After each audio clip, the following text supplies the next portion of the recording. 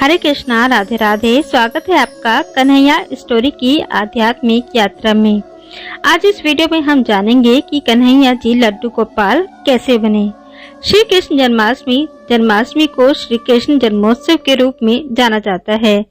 कन्हैया जन्म के छठे दिन उनकी छठी मनाई जाती है और इस दिन कन्हैया का नामकरण भी किया जाता है, जैसे श्याम, मोहन, लड्डू गोपाल, बंसीधर, कान्हा आदि।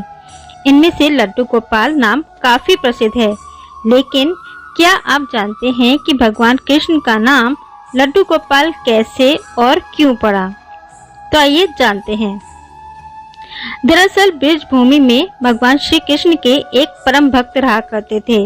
उनका नाम था कुंभन दास। कुंभन दास का एक पुत्र था रघुनंदन।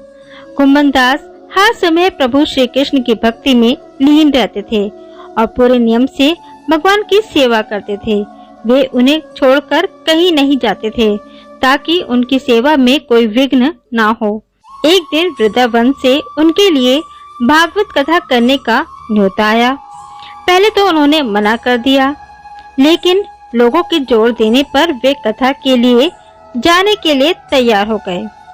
उन्होंने सोचा कि भगवान की सेवा की तैयारी करके वे रोजाना कथा करके वापस लौट आएंगे, जिससे भगवान की सेवा का नियम भी नहीं छूटेगा।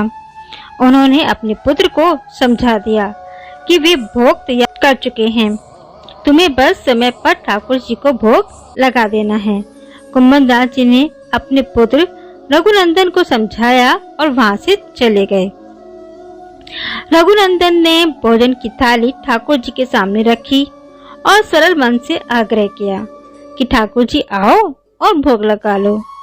उसके बाल मन में यह छवि थी कि वे आकर अपने हाथों से भोजन करेंगे, जैसे कि हम सभी करते हैं।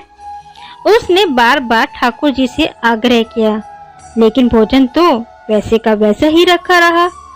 अब रघुनंदन उदास हो गया और रोते हुए पुकारा, ठाकुर जी आओ और भोग लगाओ। जिसके बाद ठाकुर जी ने एक बालक का रूप धारण किया और भोजन करने बैठ गए। यह देखकर रघुनंदन भी प्रसन्न हो गया। रात को जब कुंभन दास जी ने लौटकर पूछा, बेटा तुमने ठाकुर जी को भोग लगाया था? रघुनंदन ने कहा, हाँ। उन्होंने प्रसाद मांगा तो पुत्र ने कहा, ठाकुर जी ने सारा भोजन खा लिया। उन्होंने सोचा कि बच्चे को भूख लगी होगी तो सारा भोजन उसने ही खा लिया होगा। अब तो ये रोज का नियम हो गया कि कुंभन दास जी भोजन की थाली लगाकर जाते और रघुनंदन ठाकुर जी को भोग लगाते, और जब वे वापस लौटकर प्रसाद मांगते तो एक ही जवाब मिलता कि ठाकुर जी ने सारा भोजन खा लिया। कुंभन दास जी को अब लगने लगा कि पुत्र झूठ बोलने लगा है। कुंभन दास जी ने एक दिन लड्डू बनाकर थाली में सजा दिए और छिपकर देखने लगे कि बच्चा क्या करता है। रघुनंदन ने रोज की तरह ठाकुर जी को पुकारा तो ठाकुर जी बालक के रूप में प्रकट हो गए और लड्डू खाने लगे। यह देखकर कुंभन दास जी दौड़ते हुए आए और प्रभु के चरणों में गिरकर विनती करने लगे। उस समय ठाकुर जी के एक हाथ में लड्डू और दूसरे हाथ वाला लड्डू मुख में जाने को ही था कि वे जड़ हो गए। उसके बाद से ही उनकी इसी रूप में पूजा की जाती है और वे लड्डू गोपाल कहलाए जाने लगे। तो ये थी कथा कान्हा के लड्डू गोपाल बनने की।